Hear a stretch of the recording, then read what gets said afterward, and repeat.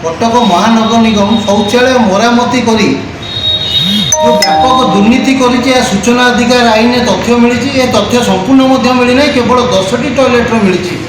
10टी शौचालय मरामती बाबद 1.5 कोटी ऊर्ध्व टंका व्यय होती। प्रकृत में जो टॉयलेट जो टंका खर्च होती कौटी 22 लाख खर्च होती तो कौटी 15 लाख खर्च होती। आम यार सत्यासत्य अनुसंधान करने फिल्ड को जाइलु।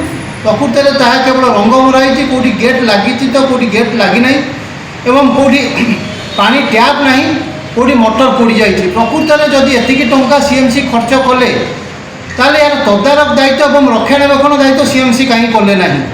तेणु जो टंका खर्च होती ये टंका खर्च भितर कमिशनर एवं ठिकादार मिलमिशि व्यापक दुर्नीति करथिबा आमे अनुमान करूचु।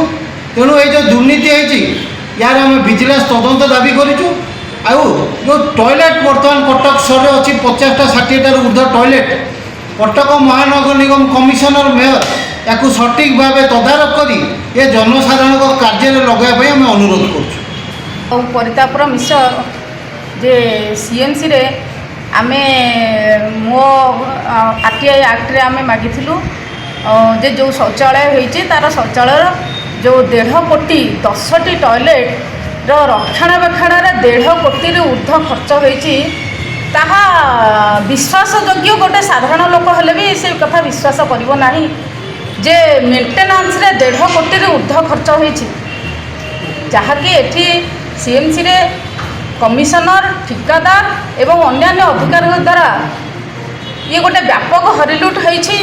एवं जहाँकि आम आपण को तथ्य सहित प्रदान करूँ जे एभली राजस्व को कोभली अपव्यवहार करा जायछि एवं मधुचंद्रिका रे केमती एठी हरिलुट करा होइछि तार उदाहरण एठी वर्तमान आमे आपण मानक पाखरे दउछु। एवं ये जो व्यापक दुर्नीति होइछि यार गोटे उपयुक्त विजिलेंस तदंत हवा निहाती दरकार एवं ये दुर्नीति लोकलोचन को आसवा दरकार। मैडम गोटे बड़ कथा मधुचंद्रिका हवा को सुविधा एठी केही कहा विरुद्ध रे कहिबे नाही एवं सबु भाग बांटी के नेबे। आउ सीएमसी गोटे जगह जे दुर्नीतिर गंता घर कला बजार ठू आरंभ करी आपण बालीजात्रा ठू आरंभ करी जेते प्रोग्राम कटक रे हबो बा जेते जो प्रोजेक्ट वर्क सब चली सब दुर्नीति रे सब एमती बुटिकी रही जहाँकि साधारण लोकटे माने भरोसा करें सीएमसी।